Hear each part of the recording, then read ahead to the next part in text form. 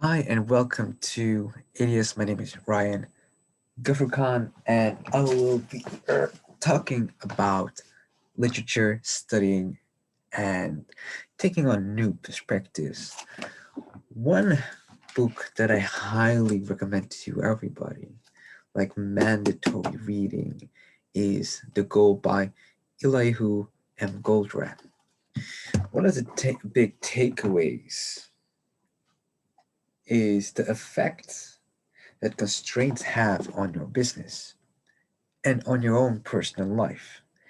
And as per the teachings of Kybalion, if you're a bit spiritual, what tends to be true for one thing tends to be true for another.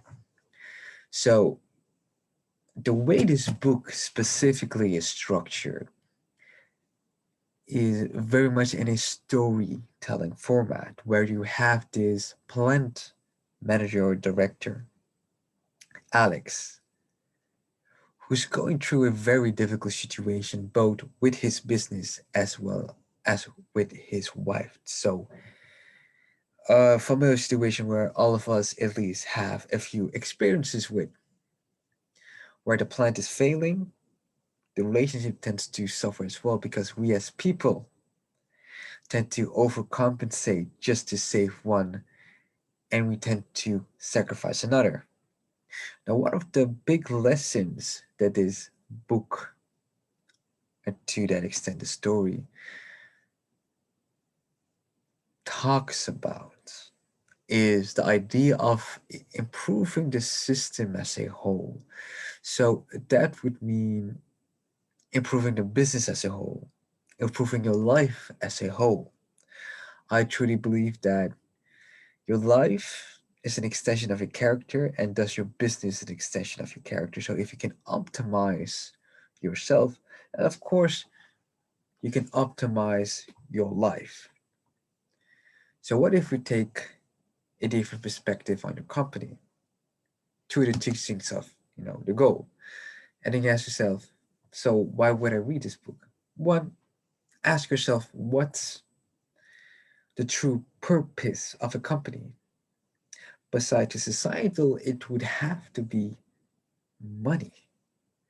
You make money.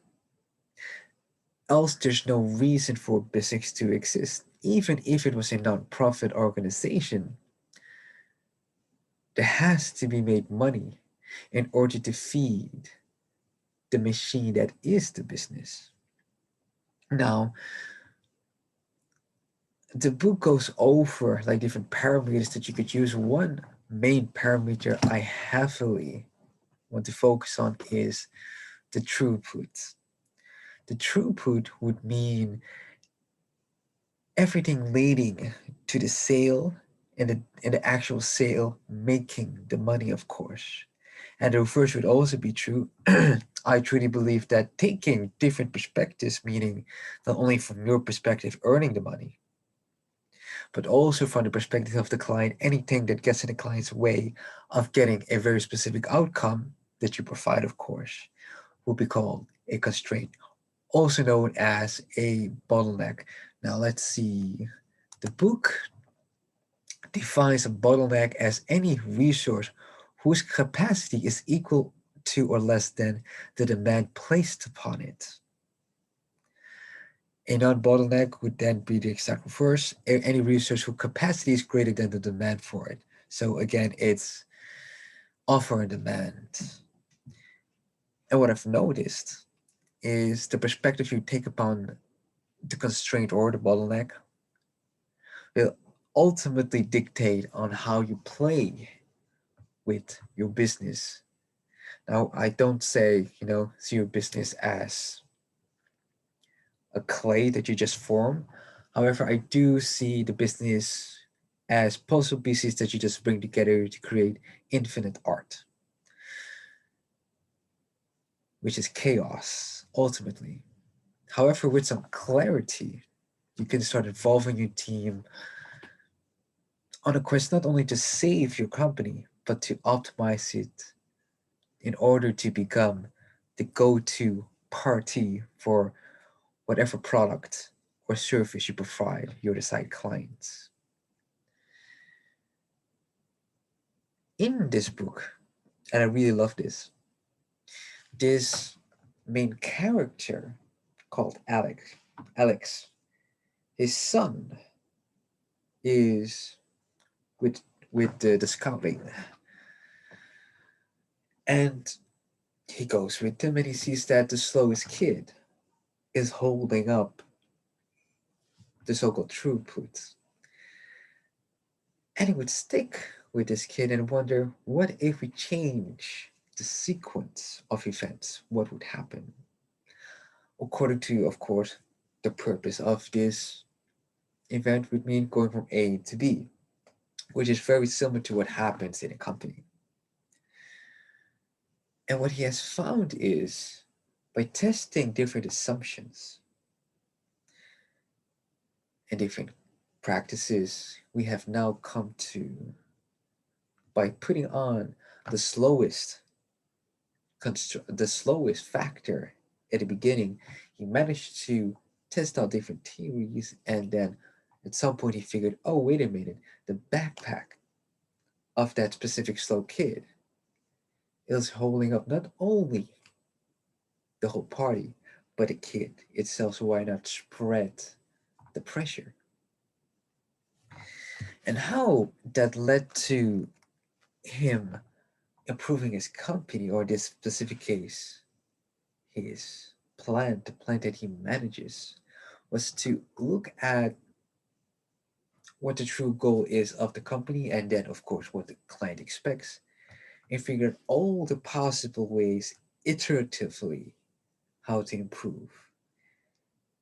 And mind you, I like how this book has a sense of urgency and shows you how important it is to have a functioning company, because at some point it will have a ripple effect on not only the lives of your employees, but directly an effect on your own life, because at some point his wife wants to divorce him.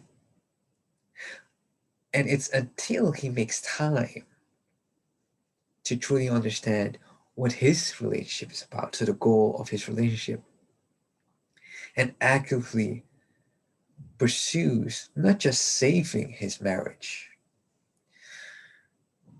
but to be a true lover to his wife, because that's what she wanted. That's what the client wants. That's the client's outcome. And by removing any bottlenecks that prevents that, and of course making proper expectation or adjusting the expectations, he has managed to create a five-step system. I believe in the book they would call it the TOC or the TOF. Now, the five steps would simply be: identify the constraint in the system, decide how to exploit the system's constraint in whatever way you can. Step three would be subordinate everything else to the decisions of step two. So you would get, let's say, a funnel, a reverse funnel. Elevate the system's constraints. And lastly, if the constraint is broadened in step four, go back to step one, meaning the constraint is no longer constraint. But of course, as your company evolves, you have new pros and cons. Every choice, every innovation brings new ignorance, so to speak. And that's, of course, what life is. To take it from a Stoic's perspective, let's end it on a Stoic philosophy that I've started to formulate while building this business, writing a master thesis, having a full-time job, and also practicing different martial arts, is finding leisure or pleasure from the chaos that is your life. And I truly believe that once you've mastered your resources, you can also master the art of using chaos as a tool. So I even want to advocate, don't just improve the system as a whole, but even before that, once you've identified a constraint, be it your business, be it your life, be it even your relationships, all the perceptions that you have can always be adjusted. A constraint is nothing more than a chance to be improved, a chance for your company to improve, a chance for yourself to improve upon what you have. Fantastic. If this video has been useful for you or resonates with you in any way, like, subscribe, and comment whenever you want to. And of course, shoot you want coaching, let me book a free call, 30 minutes. This has been ADS. My time with you has been fun. My name is Ryan G, business intelligence specialist, business optimizer, and I hope your life will never be the same again. Good day.